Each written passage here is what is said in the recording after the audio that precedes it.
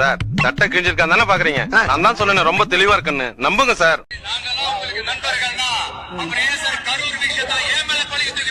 அட போடா புறம்போக்கு, என்னடா பொசுக்குன்னு மரியாதை பேசிவிட்ட? நீ தாண்டா அந்த இடத்துல இருந்து நல்ல தைரியமான ஆம்பளையா இருந்திருந்தா இவன் என்ன பண்ணிருக்கணும்? இவன் வந்து அங்க இருந்து 41 பேரை சாவச்சால இந்த விஜய். இவன் வந்து என்ன பண்ணிருக்கா, அந்த இடத்துல நின்னு தைரியமா ஒரு ஆம்பளையா நின்னு அந்த 41 பேரையும் அவன் வந்து விசாரிச்சிருக்கணும். அத விட்டுட்டு ஒரு பேக பொட்டச்சிட்டு தூக்கின்னு திருச்சிக்கு ஓடாது தானே ஏர்போர்ட்டுக்கு. இவன் நடிக்கிறதுக்கு தான் லாக்கி. வெரி குட்ரா. அது எப்படா என்ன பத்திர எல்லா விஷயத்தையும் மிக தெளிவா புரிஞ்சு வச்சிருக்க நீ? மூஞ்ச பார்த்து கண்டிப்பா போடுவாங்கண்ணா. அவர் விட்ட மேனிஃபெஸ்டோ பாத்தீங்களே, செம்ம இம்ப்ரெஸ் ஆயிட்டேனா. இது வரைக்கும் யாருமே எல்லாம் பாருங்க, நான் 8000 ரூபாய் கூப்பன் தரேன், நான் 10,000 ரூபாய் தரேன் தான் சொன்னாங்க. அதெல்லாம் அந்த சீனே கிடையாது. விஜய் கூட 2500 நான் கொடுக்கறேன் உதவிக்காக அப்படின்னு. ஆமா, நீங்க தப்பா. ஆனா அவர் என்ன தெரியுமா சொல்றாரு, மக்கள் பணத்துல இருந்து கொடுப்பேன்னு சொல்லல, ஏன் பணம், நான் ஏன் பணத்தை தரேன், மக்கள் பணம் எனக்கு தேவையே கிடையாதுன்ட்டாரு அவரு. அவர் தானா, அவர் தான் தன் ஒரு உரிமையான ஒரு ஒழுக்கத்தையே அவரால் காப்பாத்திக்க முடியல இல்லைங்களா? ஏன்னா அவருடைய குடும்பத்தை அவர் பார்க்கலைன்னா ஊர் பொதுமக்கள் அவர் குடும்பத்தை பார்க்க முடியுமா? இவர் குடும்பத்தை இவர் பார்க்கல, ஏன் பொதுமக்களை பார்க்கறதுக்கு வந்தாரு? தமிழ்நாட்டில் இவ்வளோ இளைஞர்களுக்கு தவறான புரிதல் கொண்ட தலைவரை செலக்ட் பண்ண தெரியாத இளைஞர்கள் தமிழ்நாட்டில் கொட்டி கிடக்குறாங்க அப்படின்னு தமிழக மக்களுக்கு எடுத்து சொன்ன விஜய்க்கு நன்றி சொல்லலாம். நீங்க என்ன சொல்ல ட்ரை பண்றீங்க அப்படிங்கிறது எனக்கு புரியல. இல்ல, ஒரு அரசியல் புரிதலே இல்லாம இருக்காங்க, இவ்வளவு எங்களை குட்டி எக்ஸ்போஸ் பண்றது, எக்ஸ்போஸ் பண்ணது விஜய்க்கு ஒரு பெரிய பண்பு. பல பேரோட உந்துதலை ஊக்கமா எடுத்துக்கிட்டு என்னோட கெரியரின் உச்சத்தை எப்படி என்னோட கெரியரின் உச்சத்தை உதறிட்டு அந்த ஊதியத்தை உதறிட்டு உங்களை மட்டுமே நம்பி வந்திருக்கேன். நான் உச்சத்தை விட்டுட்டு வந்தேன்னு ஒரு மேடைக்கு மேடை சொல்றாரு.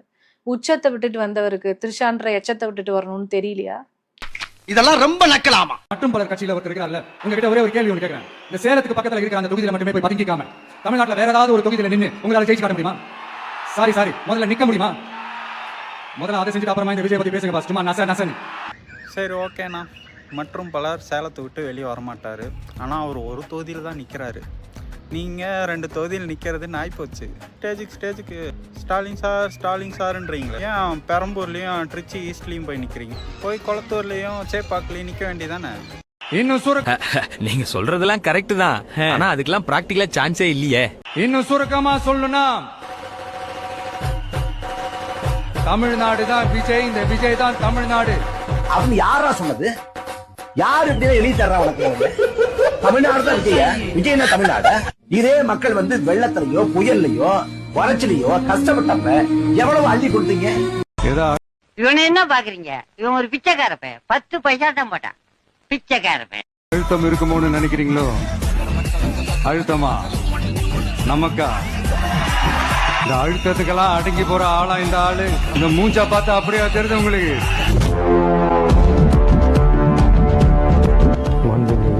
தமிழக முதல்வர் அம்மா அவர்களை சந்திக்கணும்னு சொல்லிட்டு ஒரு அப்பாயின்மெண்ட் கேட்டிருக்கோம்.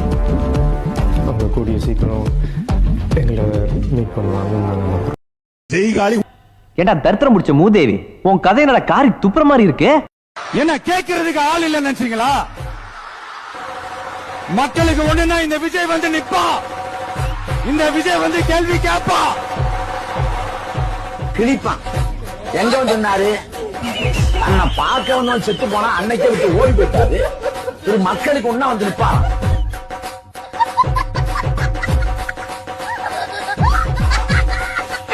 ஓம்காலி விஜய் ஒரு ஓடுகாலி, விஜய் ஒரு ஓடுகாலி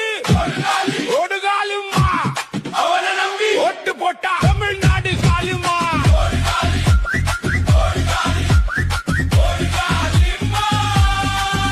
அவனை நம்பி ஓட்டு போட்டா தமிழ்நாடு காலிமா. ஓடுகாலி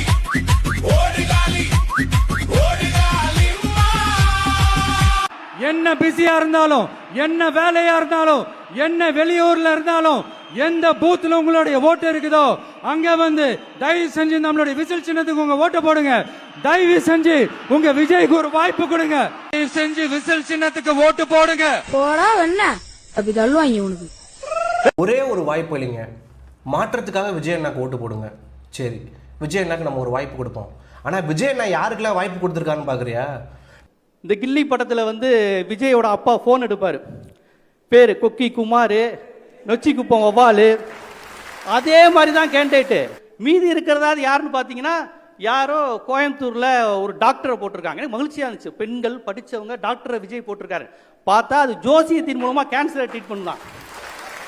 ஜோசியத்தின் மூலமாக கேன்சரை ட்ரீட் பண்ணுறாங்களாம். குழந்தை இல்லைன்னா ஜோசியத்தின் மூலமாக ட்ரீட் பண்ணுவாங்களாம். ஏன்னா குழந்தை இல்லைன்னா ஜோசியம் பண்ணி எப்படியா குழந்தை பிறக்க வைக்க முடியும்?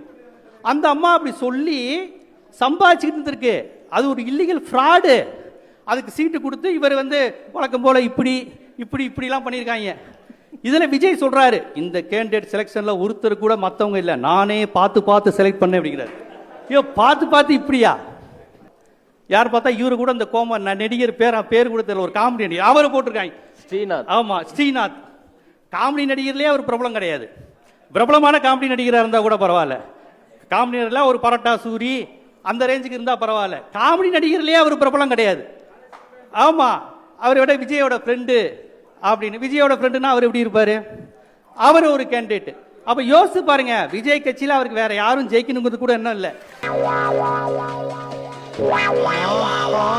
இவனுக்கு இப்படி தெரியும்? கட்சியில் இருக்க வேட்பாளர்களோட கிரைம் லிஸ்ட்டை வந்து ரிலீஸ் பண்ணியிருக்காங்க. அதில் பார்த்தா ஏடிஎம்கே வந்து டாப்பில் இருக்குது 36%, அடுத்து பாமக 33%, கீழே பார்த்தா தாவேகா 19%, அதுக்கு கீழே தான் டிஎம்கே இருக்கானுங்க. ஆமா ஆமா, தலைவர் யார வச்சிருந்தா உனக்கு நாதாரி? அவர் ஒரிச்சே வச்சிருப்பாரு, இல்லைன்னா ஊரே வச்சிருப்பாரு. உனக்கு என்னடா? மனசாட்சி படி சொல்லு, வா வீட்டுல ஒரு பொண்ணு இருந்து அந்த பொண்ணு இப்படி ஒருத்தனுக்கு கெட்டி கொடுத்து அவன் கள்ள தொடர்பு வச்சிருந்தா நீ என்னடா பண்ணுவேன்? அவனை வெட்டி போட்டுருக்க மாட்டேன். சோசியல் மீடியால ஒரு 4 பேர் இமேஜ் வச்சு கேக்குறாங்க, மக்கள் விரும்பும் முதல்வர் யார், மக்கள் விரும்பும் தலைவர் யாருன்னு. எல்லாரும் விஜய் விஜய் விஜய் விஜய்னு கிளிக் பண்ணிட்டே இருக்கிறாங்க. ஒரு 100 இருக்கு, 100 இருக்கு, மற்றவங்களாம் 0 1 தான் இருக்கு. அப்போ ஒரு புது தலைவர் வரணுங்கிறது மக்கள் இவ்வளவு பேர் நினைச்சிட்டே இருக்கிறாங்களா? அப்படி நினைச்சா இந்த தேர்தல்ல விஜய் தான் முதலமைச்சரா வருவார் நினைக்கிறீங்களா? 100%ங்க. விஜய் அண்ணன் முதலமைச்சரா வருவது என்பது காலம் எழுதிவிட்ட தீர்ப்பு. தயவு செய்து உங்க ஆட்சி வரட்டும். தமிழ்நாடு குட்டிச்சவரா நாசமா போடும். 20 வருஷம் நம்மள பின்தங்கி போவோம். நம்ம அப்பயாவது இந்த மக்களை திருந்துறாங்கன்னா ஒரு தாராளமா ஆட்சி வரட்டும் நான் நினைக்கிறேன். சில நேரங்கள்ல இப்ப நான் கரூர் விஷயத்துக்கு வரேன். கரூர்ல என்ன நடந்ததுன்னு அந்த கரூர் மக்களை கேட்டாலே புட்டு வைப்பாங்க. காலையில 9 மணியிலிருந்தே வந்து பயங்கரமான கூட்டங்க. அவர் வந்தது பாத்தீங்கன்னா நைட்டு 7 மணிக்கு தான். நாமக்கல்லையே 8:30க்கு வர்றேன்னு சொல்லிட்டு இங்க வர்றது வந்து மத்தியானம் 3 மணின்னு சொல்லியிருந்தாங்க. பஸ் நின்ன வாக்குல அவர் பேசிட்டு போயிருந்தாருன்னா நின்னவங்க அப்படியே நின்று பார்த்துட்டு அவங்க பாட்டு கலைஞ்சிருப்பாங்க. பிரச்சனைக்கு முழு காரணமே விஜய் வேகமா வராதது தாங்க, தாமதமா வந்தது தான் காரணம். இதுக்கு மித்தவங்க எல்லாம் யாருமே பொறுப்பே கிடையாது. 43 பேரை கொன்னது யாருப்பா? விஜய். சத்தவங்க குடும்பத்தை ரெசார்ட்டு கூப்பிட்டது விஜய். வாங்கின சம்பளத்துக்கு டாக்ஸ் கட்டாது விஜய். ரசிகர்களை தற்கொலை ஆக்கினது விஜய்.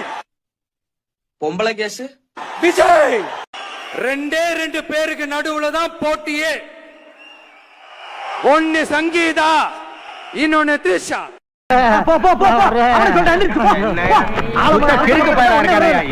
பஞ்சாயத்து கூட